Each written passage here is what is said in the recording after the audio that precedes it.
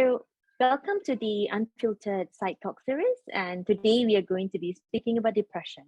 I'm Dr. Sunita from Holistic Psychotherapy Center, and you can see that I have my colleagues here, Hani, Shreya, Drew, and Shelley. Right, so only one of our colleagues is not here today. Dr. Priya, she had something on. And we are a team of counselors and psychologists who believe in talking about mental health issues without any filters. And therefore, this is called the Unfiltered Psych Talk series. And today we will be talking and going a little bit deeper about depression. We know that depression is on the rise, and we had asked a group of people.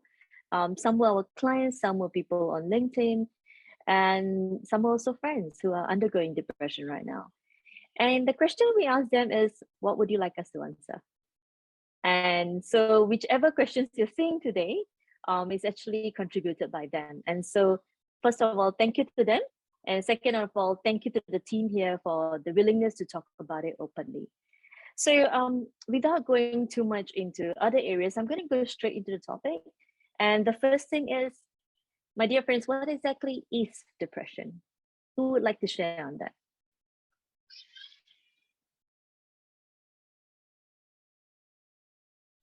Okay, so I will start. So depression is mainly a mood disorder, and there can be multiple feelings associated with it. There could be sadness, there could be loss, there could be anger. And all of these feelings, or one of them, lingers on for some time. So it is actually there for some time, and it interferes in the daily life of whoever is facing that. So for a prolonged period of time. So these are some of the feelings which are associated with depression. And the second part to note is it does interfere in the daily functioning, and it is there for some period of time. Yes, so I do pick up that you say it is there for a period of time. So it's different from sadness then in that sense, right? Anyone else want to comment on this? Sadness usually is a mood. It's very temporary. It's a human emotions. It will fade with time. But depression is a medical condition or clinical condition. It's due to sometimes is your brain structure, or it's also because of your unexpected situations without the triggerings or lingerings to the point it need treatment. So usually depression is just a condition, and it more than occasional sadness, and it involves a period of hopelessness, helplessness, and sometimes it's also because of the problem focusing and concentrating. So I basically say it's a combined situation of chemical, biological, and structural imbalance that affects mood regulation. Yeah. Thank you, Shirley. And maybe we can go a bit deeper, right? So what are some signs and symptoms to know that someone is depressed, especially for our listeners, so that they could do a mini self-diagnosis before they approach someone to go deeper? So some of the signs I think that we can look out for would be, different to sadness, could be extended periods of fatigue, for example, feeling really, really tired extensively, that it's feeling like it's having a serious impact on your ability to actually, get rest.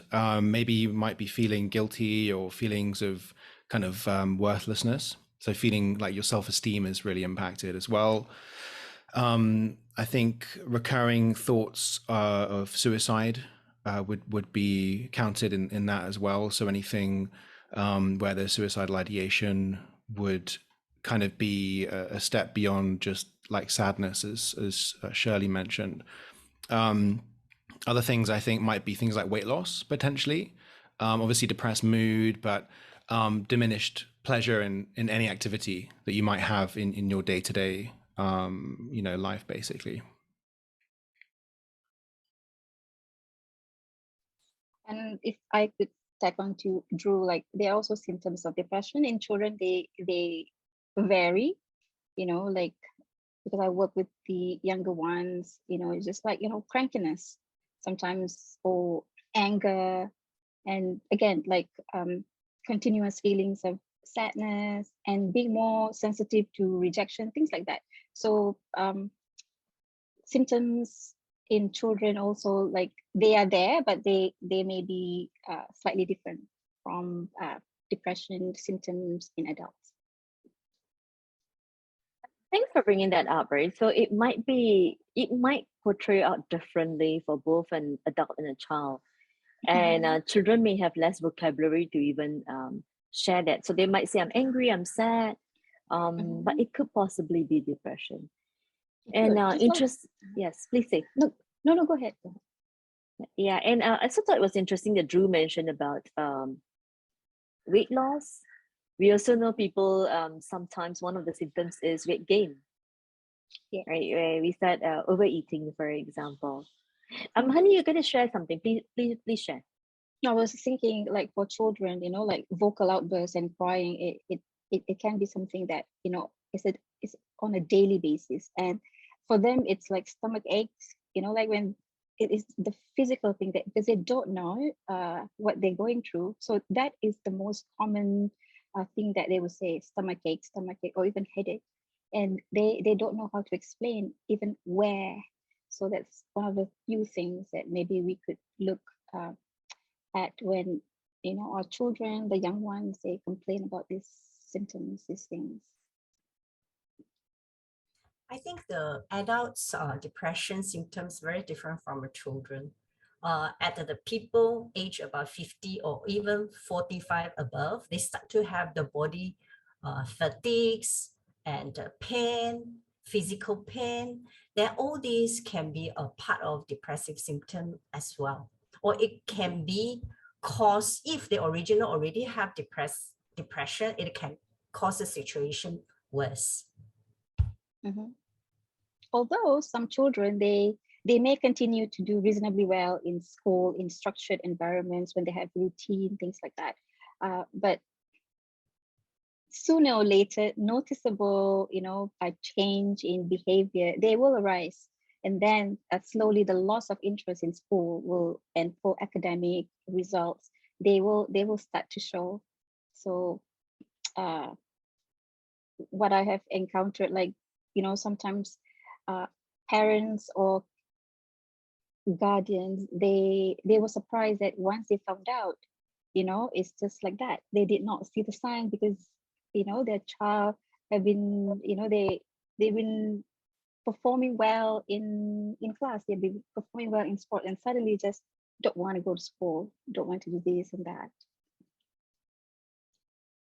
Yeah, and another thing I think depression interferes in adults is sleep. Sleep is something which really gets disturbed, and I think lot of them complain about not being able to sleep.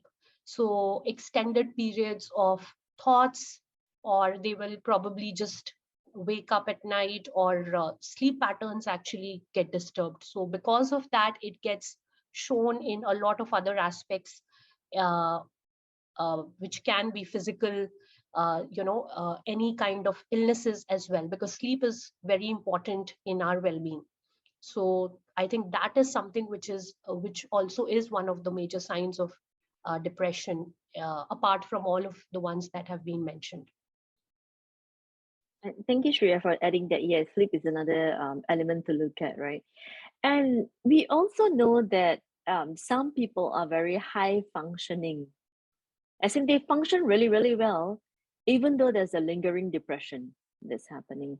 And one of our, the person who submitted the questions actually asked that, does depression look different across individuals, and why? Anyone want to comment on this?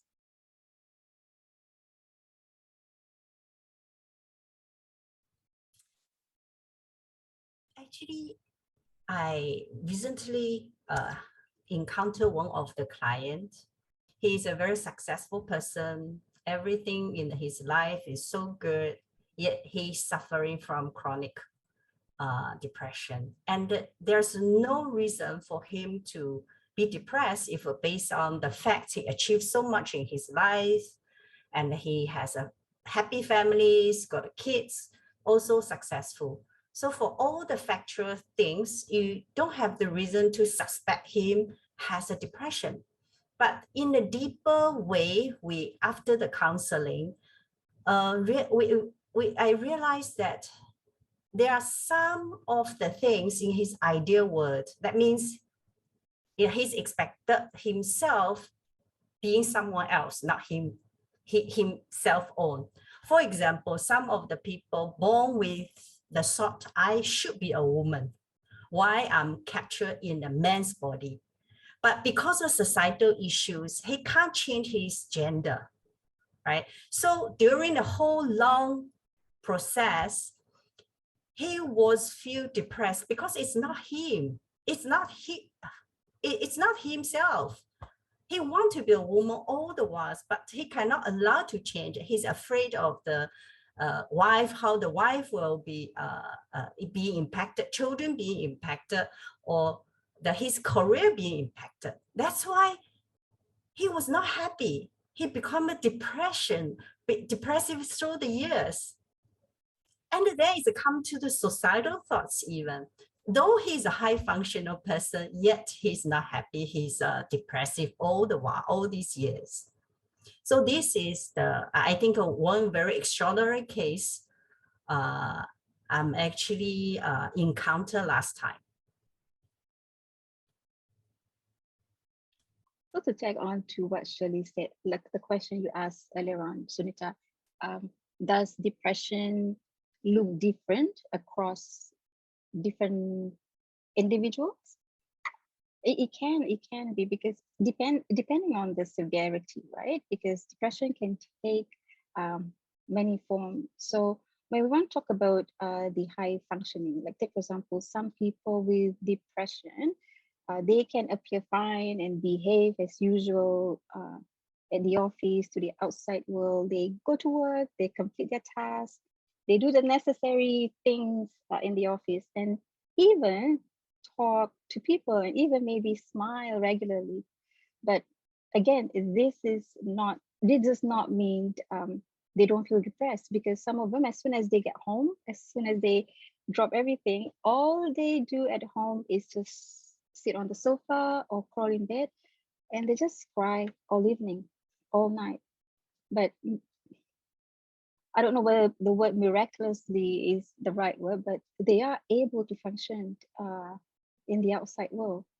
And at home, again, cry, do not want to eat, have problems sleeping. Either they sleep again a lot or they don't sleep at all. And no one knows, right? Because they hide their depression so well from the others. So high functioning depression, from past experience, from observation, it is absolutely exhausting for these individuals. Can you imagine spending the day smiling and forcing yourself? I mean, like take for example, when I have a migraine and I go to work, even that alone, it's so difficult to, I'm not going like, like people ask like, how are you, honey? Like I don't really stop myself like, oh, actually, I have a migraine now. I would say like, I'm good, thank you. Like, thanks for asking. But that is so difficult, right? Because it feels like there's a rock or a hammer in my skull. So what more? These people, they walk around with this feeling of hopelessness and so much darkness. So yeah, it can be different for everybody. Did I answer that question? Yeah, definitely. And also the part that usually for what we call term as high functioning, again, we are making assumptions, right? Because the question came in and I'm not too sure what exactly high functioning might mean to the person. However, we are assuming that high functioning means that you are still working, you're still going out, your friends are not able to see that something is happening deeper inside. And so yeah, this would make sense that they seem to be okay, because many of us base it on what we are seeing externally, right? And even when we ask, how are you? Exactly as what you said, honey. Many a time, people will not say I'm depressed or I'm lonely. I'm going through a very difficult period. And definitely not the first response that any one of us would give, right? Including us here, right? It's very difficult to say I need help, or I'm going through a difficult time, or that last night I sat and cried for 30 minutes and I didn't know what to do. Sharing this is difficult. And definitely the second thing is, out of concern for others, many a time we don't say it.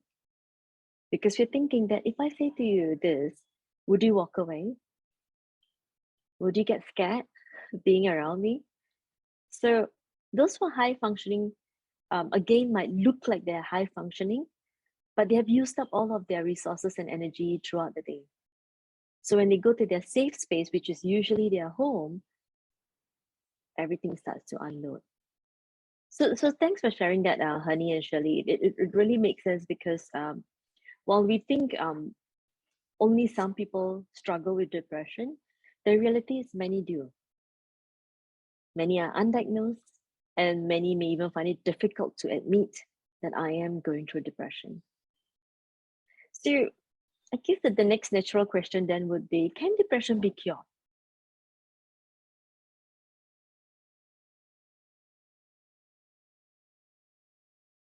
Yeah, definitely. I think there are a lot of ways. It depends on the severity of the issue and how severe the depression is. What stage is it? Sometimes in depression, there can be medication which is required, and there is medication for depression and psychotherapy, which we do, the various therapies that we use in counseling, that's very, very helpful. So there is definitely a lot of ways that can help a person who is depressed. The timing, I feel, is very important. What time the person comes and reaches out for help. At the earlier stages, talking and the family can help the person to firstly understand what he's going through, understand the symptoms, what is happening, and then support. Talking, help them be connected to a professional counselor, psychologist who can diagnose and get help. And of course, with the stage also, it's important. If it is a little bit higher stage, then definitely medication combining with psychotherapy can help. Priya, would you mind just commenting a little bit more on stages? What would you mean by that? So what I mean is, for example, when it's just a very, very early stage, the person is just starting to feel that I am having these feelings of anger, loss. It could be that's the time when I think the person is ready to at least speak to a counselor or a psychologist. That's the earlier stages. But it could progress to, say, for example, when person hasn't taken help in the initial level, and it's like really grown to maybe a major depressive disorder, or the time has been not done anything about it, and the time has progressed a lot. And because of that, the daily the functioning has been impaired of the person. So that time, I think the first thing is maybe combining talk therapy with medication would be required. So I feel initially, to really understand this is very important. At what time do I need help, and getting help at the right time, because there is a lot of help available, but it just is, one is definitely seeing what are the symptoms and observing them, and then reaching out for help. Yes, Priya. Anyone else want to comment? Honey, yes, please go ahead. I thank you, Shreya. I agree with. I think the question is, we get that a lot. Like, can depression be cured? Can I be cured? Can I be cured? Can my mom be cured? Can my sister be cured? I think when someone is cured from an illness, it means it's gone forever. It's cured. However, many people who have depression may experience a relapse. So it's a recurrence, right? And then it could happen in weeks, in months, or many years after you have thought that that's it, that was the past, it's not going to happen again, so it's really difficult to say like there is a 100% cure for depression. Like what Shreya said, there should be a combination of a few things, but there are lots of effective treatments. So don't be disheartened if like you've gone through it, or someone you love have gone through it, or friends have gone through it, because even though there is no certainty that it will not come back again, but there are effective treatments. People can recover from depression and live long and healthy, fulfilling lives. So even though it may recur, there are treatments available to reduce the severity of the symptoms, and there are treatments to manage your condition. And also there are a lot of support. So combination also, like, I always tell my clients, you can't, it is not encouraged to rely on medication or rely on therapy. It has to include lifestyle changes, right? And that could be like support groups, that could be definitely therapy, someone to talk to, and everyone is different. And you probably need to find the right combination that works best for you, because different people who've gone through depression, they need different things, and different medications and therapy, they work differently also for different people. But again, there are effective treatments out there. Thank you, Hani and Shreya, for sharing that, right? And both of you also mentioned about medication, right? And we do encourage, generally in the field, in the helping field, we do encourage that for some you might need medication, for some talk therapy alone, or expressive therapy, or dance therapy, or drama therapy, any of this might work also. But I'd like to come back to medication, because one of the person who sent us the questions actually asked about that, and his key question was, depression and medication. Does medication actually work? So what are now, none of us here are psychiatrists or medical doctors, right? So we are sincerely sharing our point of view. So whoever that's listening to this, please take it with a pinch of salt, right? Do take note, we are not medical doctors here, right? We are talking about it from the point of view, purely from counseling and psychotherapy point of view. And again, we are sharing from what has worked for our clients, right? And perhaps research also. Anyone want to comment on this? To what extent does medication help in depression? I think as far as the research shows, medication is definitely effective in the treatment of depression, and it's especially so when paired with psychotherapy, as Hernie mentioned as well. So I think that there are obviously variety of antidepressants and strengths of medication that people can take, but I think it's important that people know that it's not always necessary. I think there's a stigma attached to people taking antidepressants and having that be something that they find to be a crutch, or a matter of shame as well in treatment.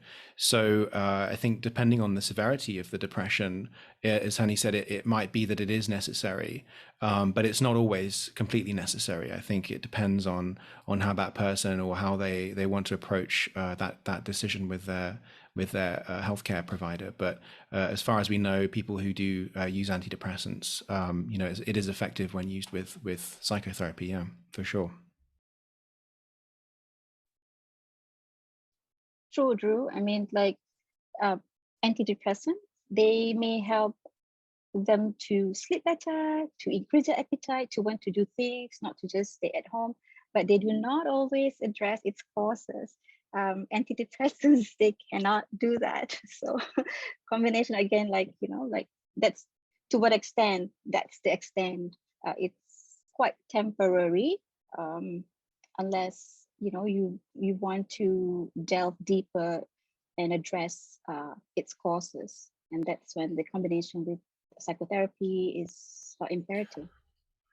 Yeah, my understanding as well of this, and I haven't counseled anyone with serious clinical depression, but my experience is, people that I know or friends, anecdotal evidence that I've come past and seen says that for people who sink into very serious clinical depression, psychotherapy alone is not going to be enough to just challenge some of their core beliefs. Or, I remember at some point very naively suggesting, yeah, depression can be cured when we go outside, we get vitamin D, which is also true. And we go out and we exercise and we eat well. That's it, right? Very easy. But if you're not at that stage, as Shreya was mentioning, there's stages of this depression. If you're at the very, deep onset stage where you're not even getting out of bed in the morning and you just lie in bed the whole day in the darkness, nothing makes you happy. The thought of going out for a run and like rising with the sun is just not feasible. No one wants to do that. And I think it's really important that as part of the treatment, medication can be helpful to move people along that kind of spectrum, if you like, and also that for people who want to help, it's important that we can just be there to support them no matter where they are on that scale, and hopefully move them towards being able to get some of that more, the help that is now researched. So things such as vitamin D, as someone was saying earlier, lifestyle changes are also very, very critical for that as well. You mentioned about vitamin D. It made me think of when I was living in a very cold country, and it's called the seasonal affective disorder, where during the winter months when there is less natural sunlight, this depression generally lives during spring and summer, they're gone, but then winter comes again, and like, oh my gosh, the social withdrawal, the increased sleep, and then weight gain, it can be quite depressing. Yeah, and very limited daylight hours as well, right? In the UK and Scandinavian countries, they might have only a couple of hours of sunlight a day as well, which doesn't help. Totally agree, yeah. Thanks, Drew and Honey, for sharing that, right? So I'm hearing a few things, right? One is that the combination is necessary. And as Shreya and Drew also pointed out again, it depends again on the stage. I also wanted to just point out here that usually we recommend that the psychiatrist and the counselor or psychologist work together, right? Because like I have a client that I'm still working with who has persistent personality disorder, and she's been on medication for some time, and psychotherapy is one way to support her, but one without the other doesn't go very well. So she started with me, right? So we tried just psychotherapy, and I do realize it was challenging for her. So then I recommended that how about we do combination, which is that see the psychiatrist, get on low dose of medication. Let's see how that works for a couple of months, and then we review it again. But when I say we review, it means including the psychiatrist, right? So it's really a very holistic way of looking at our clients, right? Where we are involved as the counselor or the psychotherapist, and then there is the psychiatrist involved in medications, and then the client, and of maybe even the extended family, who helps them to decide which way shall we go. And I remember my client saying that, oh, I've been on the medication for 2 months. I don't see a difference. And I remember asking her, I said, yeah, but we worked together like for 5 months. You did not see any difference in the first 3 months also. And she was like, yeah, but that's different, right? Because that was dependent on me. So she talked about the angle that in therapy, there is dependence of herself doing some things, right? Whereas medication should work just like that. So just wanted to bring that across also, that while we are talking about the hybrid approach of both medication and therapy, each of them do take time, right? Medication also does take time for us to have some level of impact. And to my best understanding, and I may be wrong here, it does take 3 to 4 months before clients see some impact, right? So so while we are talking about cure, there is no magic pill. But like what Andrew was sharing, it does help to go for that walk. It does help to have that vitamin D. So these are things that really supports. And I thought this is just good to be aware of, because one of the other person who wrote in said about, what if someone becomes too dependent on medication and refuses other help, right? Or refuses to look at alternatives. And I think it's like what Honey was saying. What would happen if we are only depending on the medication? The root cause is not attended to. So medication, of course, cannot address the root cause, assuming the root cause is not a chemical imbalance, right? I'm making that as an assumption here. So let's go to the next question. That was, how long does it take to recover from depression? Anyone wants to attempt this question?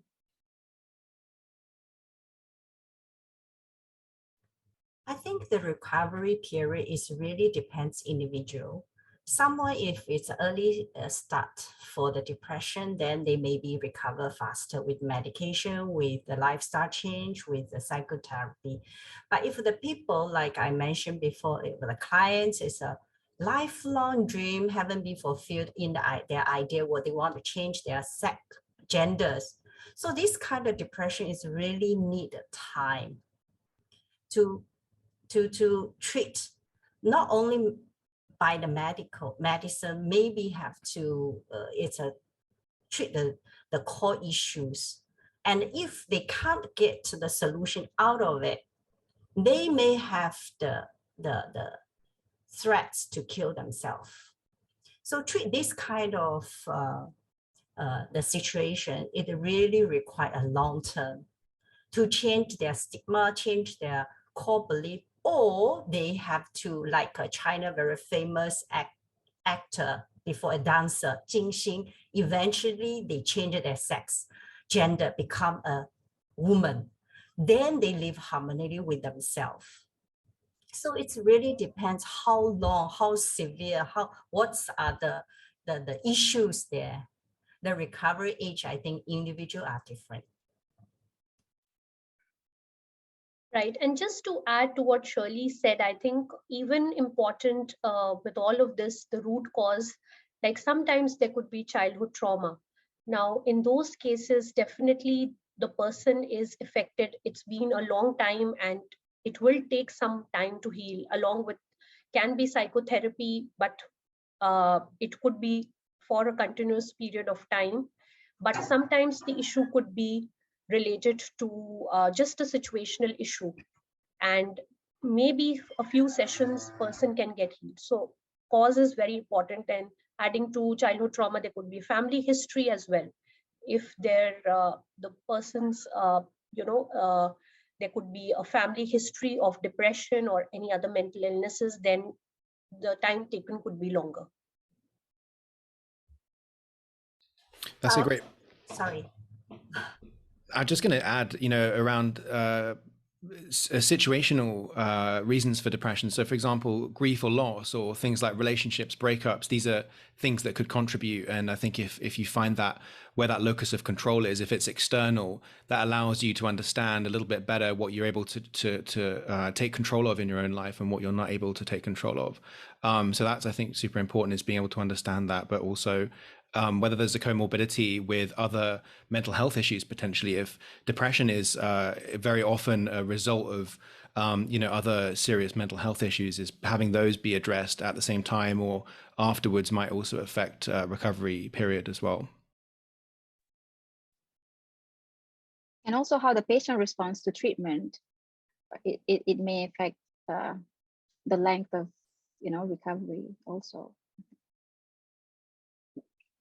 In length of recovery, looks like there are quite a few factors, right? Whether there's comorbid, we know that comorbid takes a longer time. At what stage do they approach for support? That makes a difference too. And the encouragement is earlier is better, right? And that's what I'm hearing here. Earlier is better. The intention of early intervention, and also like what Shirley was also mentioning, that if it's an entire belief system, that might take really longer. Yeah, and if it's trauma, it might take longer, especially if you have been experiencing trauma for years and years. Then the therapy itself will also possibly go into years. So what research shows so far is that it can be anything from a couple of sessions to a couple of years, right? So I guess it really, if we seek help earlier, that helps to some extent. And having good, one thing I notice again and again is those who have good support group or channels, really recovery is way faster. And earlier on, I think it was Shreya or Shirley mentioned about suicide, right? So does depression lead to suicide? What is your take on this?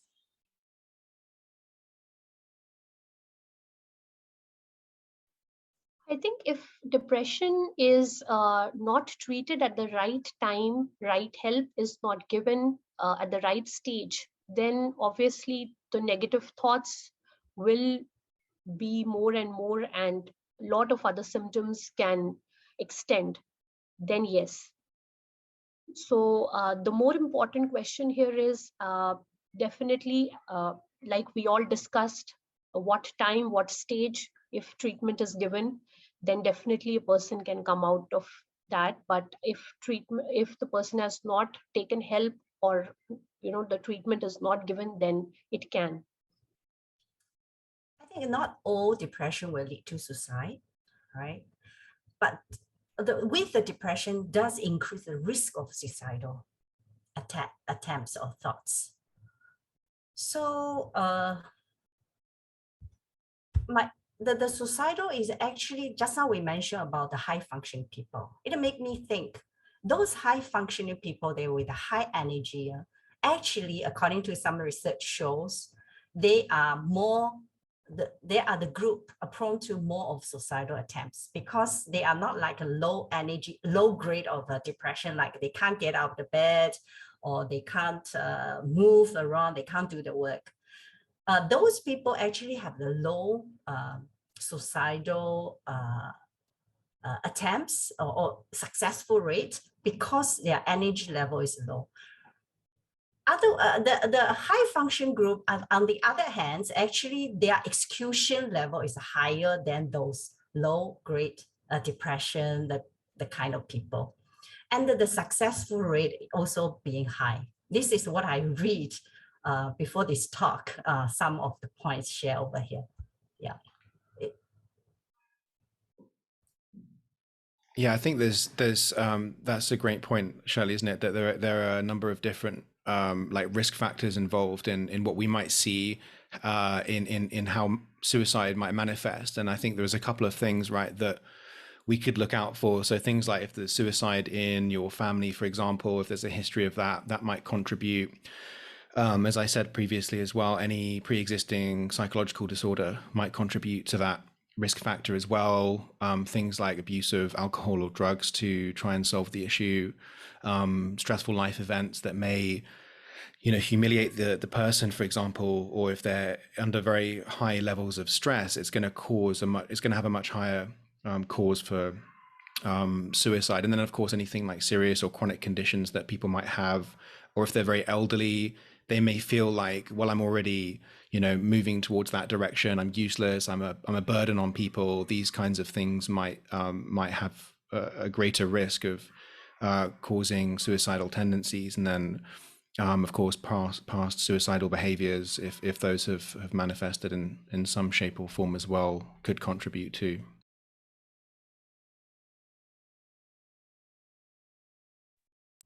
Thank you, Shirley. And Shirley, please share. Yeah, there is a difference between suicidal thoughts and suicidal attempt and suicidal success. So that many depression people may have the thoughts, but they may lack of energy to attempt, or even the let alone for being a success over there. But there are another group of people, just like what I mentioned, is high function people. They are usually high achieve in life. They plan for it. They not only thought of it, they plan for it, they attempt to it. Then that group of the people usually, when we are doing the counseling work, are more worried about. I guess it is not right to say that everyone who's depressed is suicidal, right? Yeah. So I guess that is something that we need to be aware of, that people who are depressed or having depressive symptoms may be having suicidal thoughts, and that's an area where we can intervene, right? We're helping them to talk through these thoughts. And of course, we talked about suicide in our earlier videos, and maybe if there are questions around suicide, maybe that could be something that they could view to see a little bit more about it. And I think was it Shreya, earlier you mentioned something about family, and we had a question on that, right? That is depression something that can be passed down from generation to generation? Anyone want to comment on that, whether depression can be passed down generation to generation?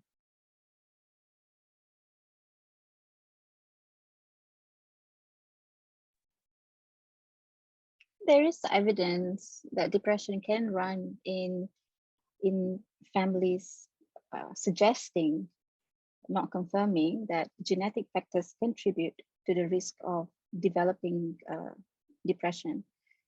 Because families with family members who have depression, they tend to pass behaviors and the trauma and the emotional conflicts between them, and this can be carried through different generations. It's like behavior modeling. People learn by watching others. So, in the family, if there's, take for example, like was it Drew mentioned about like alcohol, like someone alcoholic, is like it's behavior modeling. Not saying that that's going to happen in all cases, but there has been, there is evidence that depression can run in families. Yeah, I think I do agree with Hernie. What I have also read about this part is there can be a risk, not 100%, that there will be a guarantee. If there is someone in the family having depression, it will be passed on. But like Hernie mentioned, if the mother is severely depressed, there could be a risk of the depression being passed on, but it's just a risk, not a guarantee that it will be there. Yeah, there's so many factors as well that come into that as well. So things even like, as Hernie said, the learned behaviors that those individuals have of coping with difficult or stressful situations may come from their parental unit, and obviously during the important developmental cycles that we have, that we learn to cope with that in a certain way. And even socioeconomic factors as well, is what do we have around us? What access to support do we have? What wealth does our family have access to help? That kind of stuff may also impact our ability to find help as well. So I guess I'm also hearing that genetics is one, but then the dynamics of the family and also of that society can make a difference, right? And I think this question comes up again and again, that if I'm depressed, will I pass it to my child? And I guess that this is where we are saying that on a behavioral level, there are many things we can still do. Even at a cognitive level, there's still a lot of things that can be done, regardless of what has been passed down. And just on that topic, I'm going to read out the next question that was given to us, just because it's phrased in a very interesting manner. So here this question is, see what your comments are. This is more opinion than anything, right? So the person wrote, my mother, father, grandfather, grandmother's time, there was no such thing as depression. And now suddenly, like everyone has depression. Are we becoming weaker as a society? Any comments on this?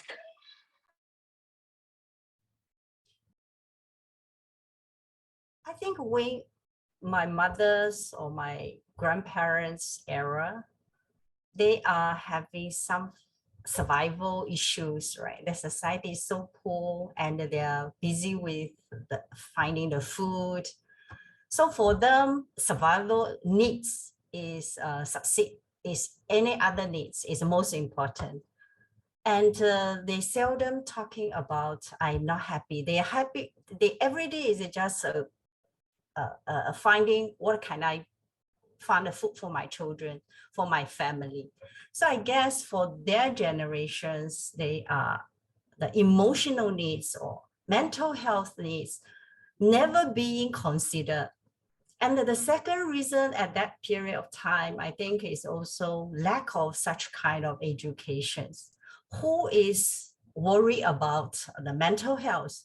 They all worry about whether I can live for the today or tomorrow. So for if in the substantial lack of material support to the society, most of the people don't have the luxury about care about emotional needs. So they don't talk about it. They don't have such education over there. I think this is the major reason you never heard about it. Doesn't mean they don't suffering from it. The point is, it doesn't mean they don't have it. Just they don't aware it. They don't have the knowledge of it. They don't aware of it. Yeah, this is how do I feel about this question. So Shirley, you're saying that it's actually not about being weaker or stronger as a society, right? But rather that at that time there were different needs, and therefore mental health, emotional needs were played down, whereas the survival needs and all that was placed higher, right? Okay, thank you for that. Anyone else want to comment on this?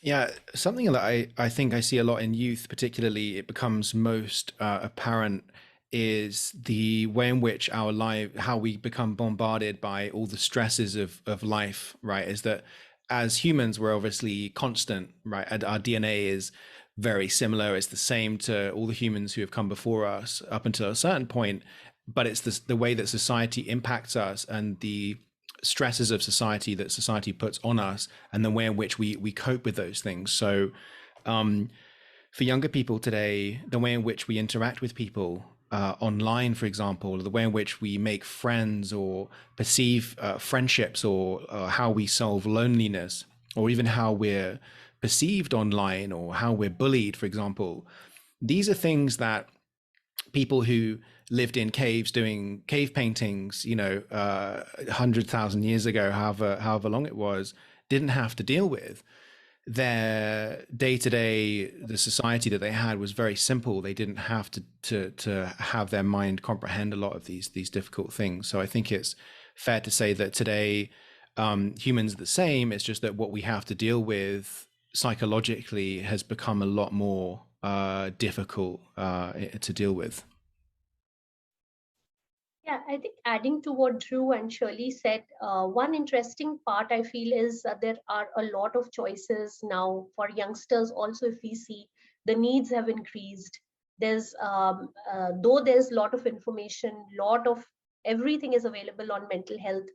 That's the good point. But I think on the other hand, also there's a lot of information. So anyone can Google, anyone can go to any social media. And then what is happening is for youngsters, especially, the rates of depression, and it is actually there. I don't know exactly the percentage, but definitely it's shown that it has risen quite a lot from the past years.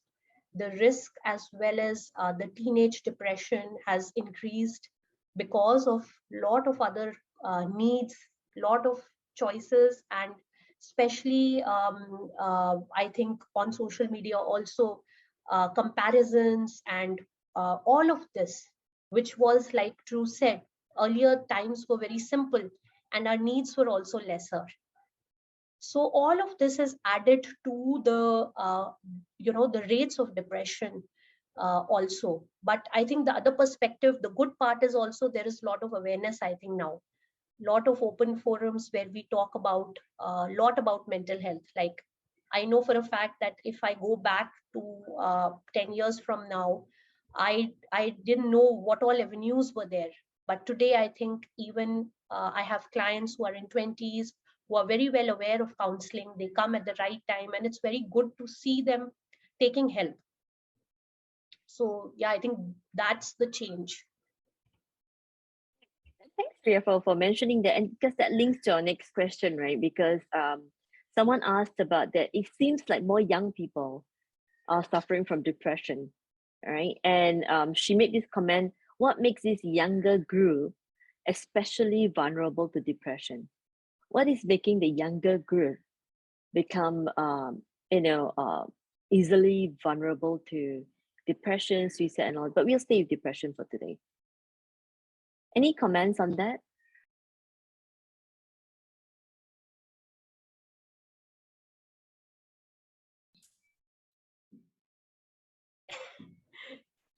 Okay, so I think one point to add to all of what we have just discussed, I think one point which is coming to my mind is how our brain functions. Because at the teenage level, if the technical term, our prefrontal cortex also gradually develops by the age of 25, and it keeps developing further, which is responsible for more of decision making, planning, emotion regulation. So at the younger stages, at when we are teens, we are the amygdala, which is the reaction where we get more of reactions and we cannot regulate our emotions. That is one, I think. And the second part is definitely what we all have been discussing so far, in terms of a lot of other needs that have come, other in terms of what we all discussed right now, the social media and a lot of other distractions that have also come up. So I think those are also the contributing factors for younger. I think our youth, they connect more with online, right? Like before, like I remember if I forgot to bring my key, I had to wait for my mom under the void deck for like hours. I could not call them, but now like it is so easy for them to contact. And technology, social media, they connect more with their peers, with people online. And because of that, there's less face to face, and that makes it less emotionally fulfilling, than connecting in person. Back then, we would meet somewhere to meet and to talk in person, but not anymore. So teenagers who spend a lot of time on social media, even though they can, like read about everything, but they are more isolated. They may not know that. They may think that, oh, everyone is so accessible, but they don't know it impacts them in a huge way, but very, very slowly.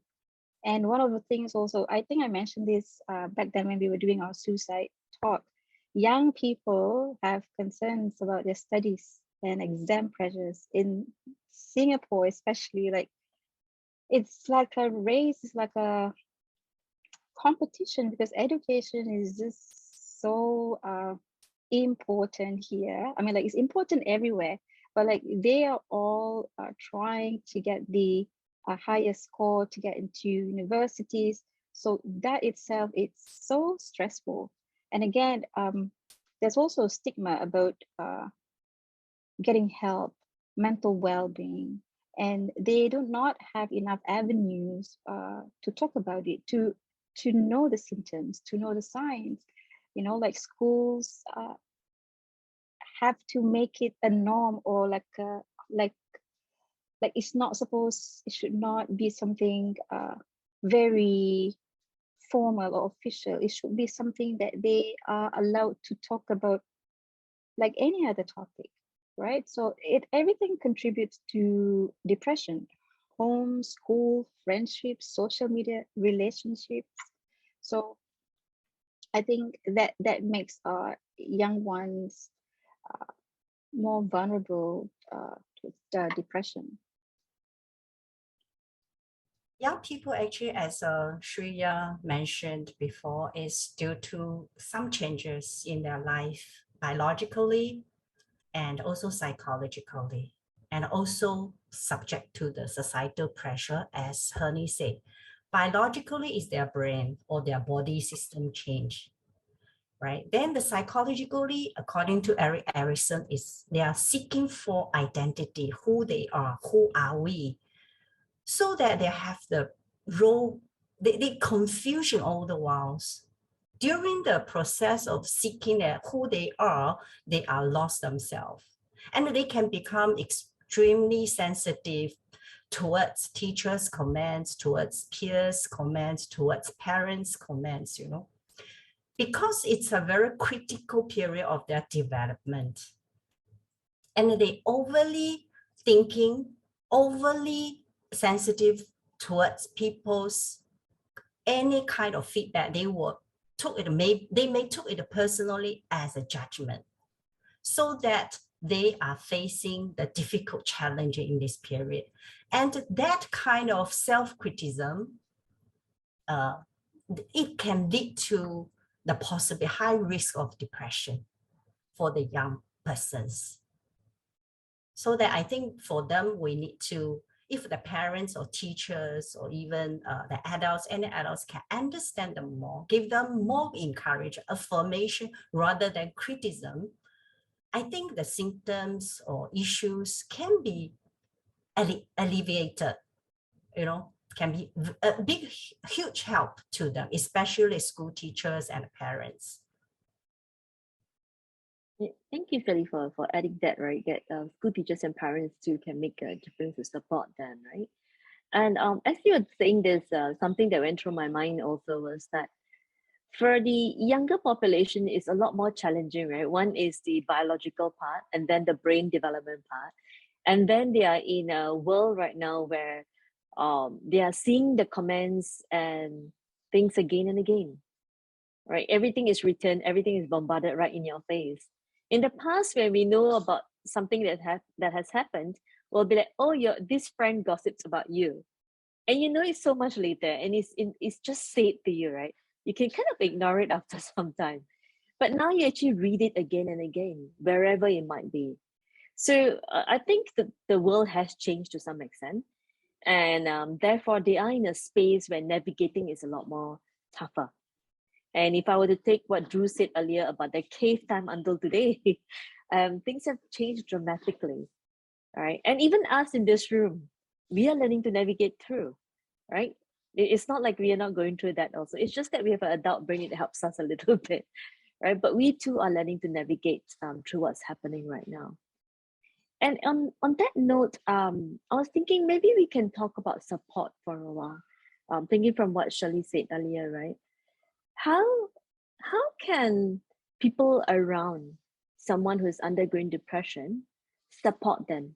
And maybe we could comment from like family, friends, and if you want to, even the community. Maybe we could talk about that a little bit. How can we support someone who is undergoing depression?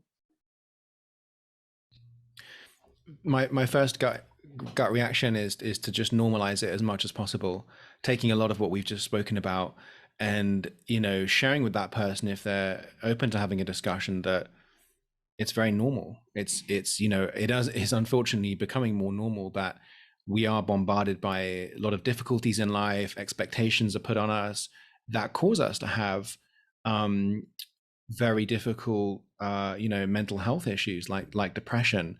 And I think just saying the word, it used to be so stigmatized, just saying it, you know, saying someone, oh, I think I've got depression. It's just like, oh, you're ostracized almost in a certain way.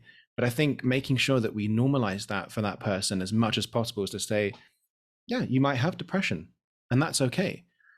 All the things that we've talked about today suggest that, you know, we can find you help.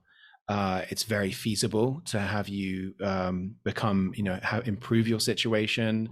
There's lots of treatments available to you, and there are so many resources now in order for us to help you. So when you're ready, we can help you, you know, on that healing path, and just being there for them, supporting them through that, and just saying, I'm here for you when you're ready, because at some point it does need to come from them as well. So that for me is my gut reaction, how I would deal with it.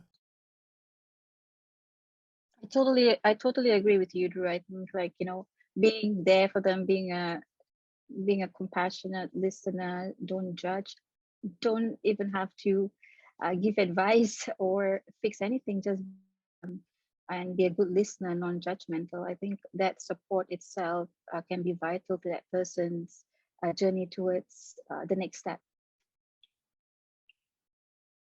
I just wanted to comment on what both Drew and Honey said, right?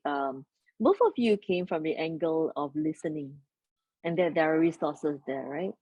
And this is exactly what we need in society, isn't it? I mean, if you think about it, there are many people who give advice. Go for a run. Pull yourself up. Stop using those words. You'll be better tomorrow. It's a better day tomorrow, right? Very often we fail to listen. And yet, many people that I've come across who undergo depression ask for that again and again. I know how to resolve this, but I'm not in that space. I need someone to listen. Right? So I just wanted to highlight that what anyone could do, you don't need to be a counselor or a psychotherapist for this, or a psychologist, or anyone. All of us can give that listening ear. It just requires us to be willing to let go of our judgments. And that need to help, we have this strong need to help, right? Let me share something that will help you move forward. But how about sitting with that person, right? Because that's where they are at this point. So I love this. Yeah, Shreya and Shirley, please share some ideas or comments. I think, other than what you said, be with them, listen compassionately or empathetically. Most importantly is need to be patient with them, because the people undergoing expression, their mood could be very bad, and they can be say something hurtful to you as well. So I just feel people with them, the caregivers or any persons, need to be understand their emotions firstly, and secondly is just don't take their words personally, because it's their depression talking to you. It's not the they themselves talk to you. So these are the hurting words. Don't take so personally. If we can understand them, then we won't be mind whatever they say. We just knowing they are undergoing some pain inside of them. And I think this is a very important point of listening, because even if we see anything that upsets us, we are not feeling depressed, we are just upset about something, we are just hurt or sad. What is it that we want to do? We just want to have someone hear us. So it's a very natural human, I think, tendency for all of us not to hear an advice that time. And whenever we hear an advice, we get put off. It's very natural. It happens with all of us all the time. So just having that basic, I think having that basic empathy of this is how we expect to be treated. And just having that same kind of, lending that same helping hand to the other person, because we all are humans, we all are going through tough times. A person who's depressed, obviously the first thing is he would like to be heard. And the second thing is validating the feelings. I think when we just say how we feel, and somebody validates and just says, I know how you are feeling, I think 90% of the times we feel so good, we don't even want anything else. And like Sunita said, we don't have to be a counselor or a psychotherapist, just these two things, and we feel like really good about, as if the situation is really kind of being solved. So I think this too is very, very powerful to begin with, listening and just giving that validation and normalizing, like Drew said. Very simple things, but I think very powerful. Thank you, Shreya, for bringing that up also, right? What Shirley and Shreya just mentioned about it's not only listening, but being patient with the person. And also the idea of that sometimes just validating their feelings is very helpful. Because sometimes it feels like I remember one of my clients said these years back, she said she felt like she is a dinosaur. No one would understand. And I thought that was really sad, the way she described that she's a dinosaur and no one would understand what she's going through.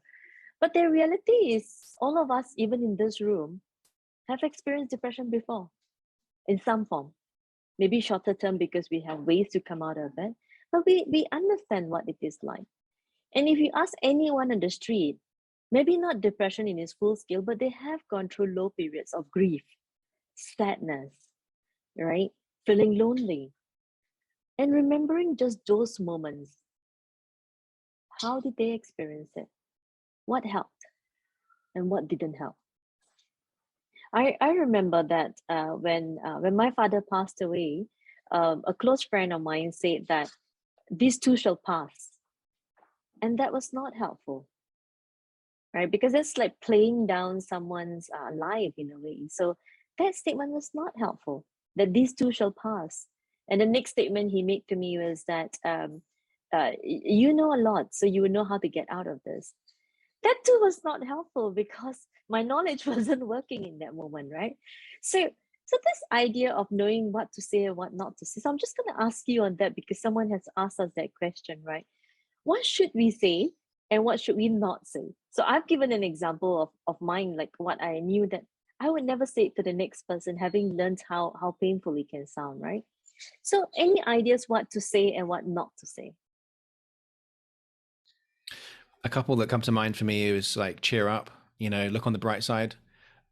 So insensitive, I think, but that's part of the problem as well, is that people who say that lack the information and the education themselves to understand, because people don't understand how severely depression can impact someone. As we were saying earlier, there is a chemical imbalance in us, so it's not just about a mentality shift. So that's for me is that one, cheer up and look on the bright side, something like that. I think what not to say is not giving an advice like, do this or do that. If, for example, I am feeling overwhelmed or sad and I tell this to someone, if somebody tells me, why did you do this? Why did you do that? Or in future, don't do it. That will not help me at that time. But something like just listening, and I know it must have been tough for you. I know it must have been so challenging for you. Just this much, and this is how you're feeling. I hear you. That's it, and then obviously just this, I think would be really good to start with. And I know if how you are feeling, and I wish I could help you in some way. I think these are just simple starters someone can say. I remember having a friend who was going through something, and we're not in the same country. So day for her and in the middle of that for me. And she called, and I know that she was not doing so well, and I know that she's going through depression, and I didn't know what to do. And I know that it was like there's only limited things that I can do. So I just asked, like, what can I do for you? And she said, just be here. And I remember sitting, holding a phone for 5 hours and just listening to her breathing. It was pretty, I don't know, heart-wrenching for me, because I know she wouldn't talk to me, but I know she wants me there. So I think listening also is just being there. It's not like, like they want us to listen, but they may not want to say a word. So there. I think different culture play a very different role in when you meet someone is in a depression mood. In China, if someone want to say some personal things or crying in front of you, you always use some words in our discussion is very inappropriate. Say, 哎呀，这种是小事情嘛, it's small matter. Why are you crying so much? So in the China culture, we don't have such things called listening, empathizing. It's just a brush off. It doesn't, the emotion is not important. Most important, what should we do next? So people will feel, wow, I got so many crying inside. I just wanted to share with you. You just push me, what do you do next? Eventually, people don't talk. We don't talk emotion, don't share. And it all suppressed inside. No one listening, no one know how to comfort you.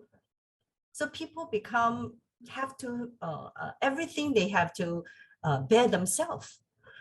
So only when I was in Singapore, after become a counselor, I started to realize that there's a cultural things over there as well. Yeah, I do. Yeah, please, Shreya. I just want to add to Shirley's point, because I have heard a lot of these stories even in my sessions, wherein sometimes, like Shirley said, in some cultures, it is like, don't feel sad, or don't feel angry, or don't cry. You shouldn't be crying, you should be strong. So what happens is the child actually thinks that crying is bad.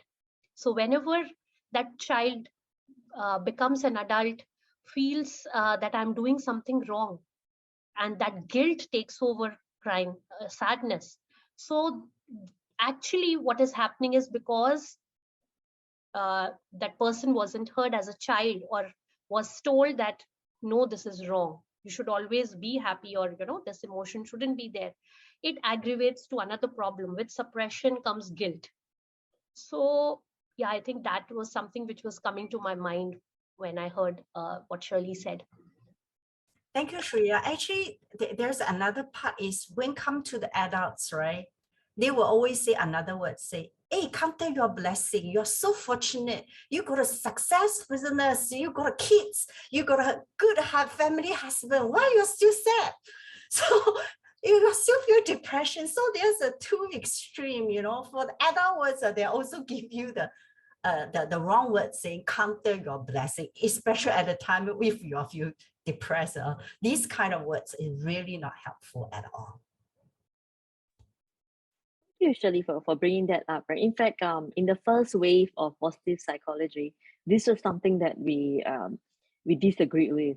Right. The first wave of positive psych, where everything is about being more positive, counting our blessings or gratitude, and whatnot. Right. The second wave of positive psychology has taken a shift, which I really appreciate, which is more of being aware of what's not going well, and also being aware of what is going well, right?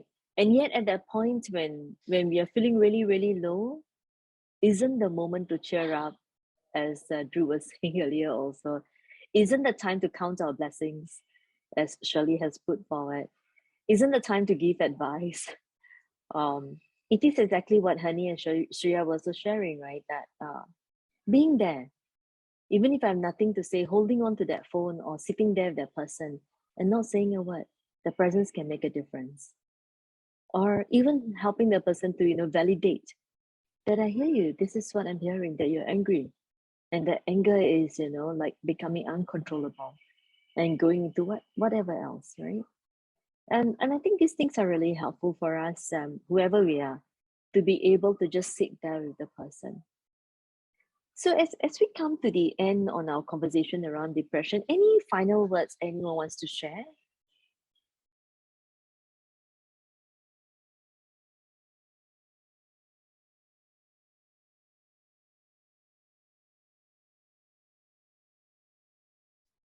I think for me, it's always, you're not alone. There's always someone for you, to hear you, to help you. Just not alone.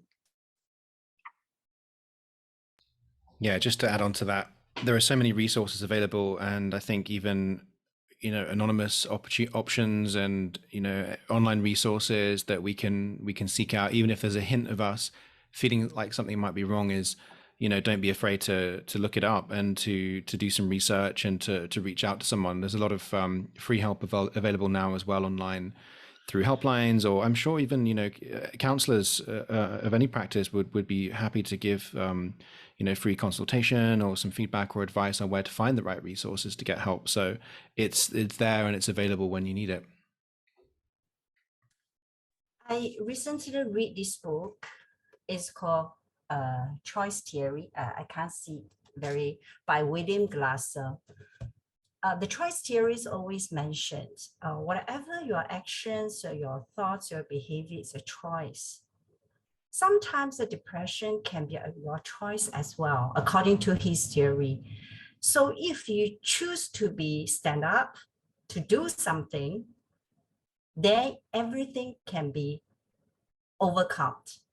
So stand up, don't become the victim of the depression. Just do whatever necessary to seek help.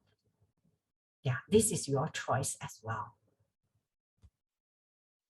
And I think just to add on to all what we have shared today, the most important part, I think the learning is that we can help as a society also.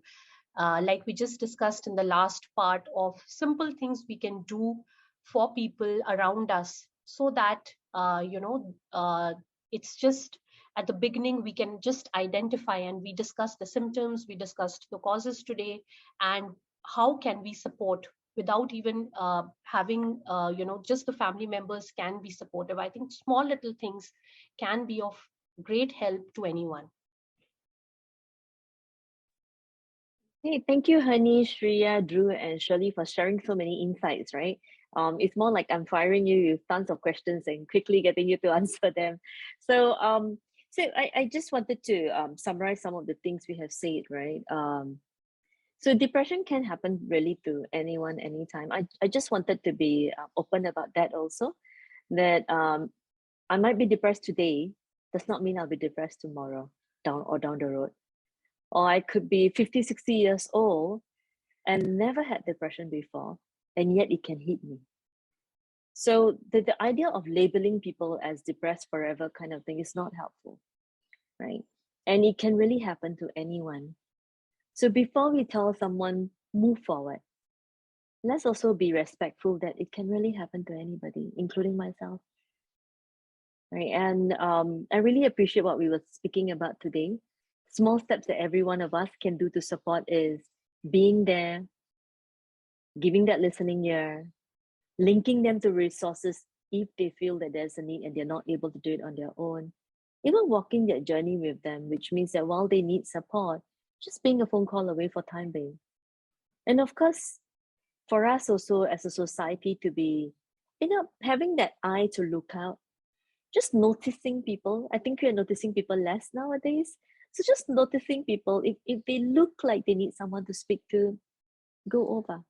Again, you need zero training to go over and sit with someone. Right? I think our forefathers and our parents were great at this. They could talk to anybody about anything, right? And what was the beauty of that is they usually just listen and talk. That's all. So that can be a great first step, right? And of course, if we find that the person has a lot of challenges, then connect them with all the resources available. Again, there are free ones, there are paid ones. And if you're not sure, you can just write into us and we can connect you, right? There's no cost in connecting you. So we can connect you to people who can support you also. And so this is what I wanted to end with, that let's befriend depression to some extent. To some extent, not a permanent friend in our life, right? And at the same time, let's create that space for people to talk about it, right? And sometimes people think, how will talking help? All of us are in the talking profession. We know talking helps, right? So start that journey about speaking about it. So we will pause here for today, and I will see what feedback people have and what would they like us to talk about next. And then that will be our next topic, right? So take care and thank you.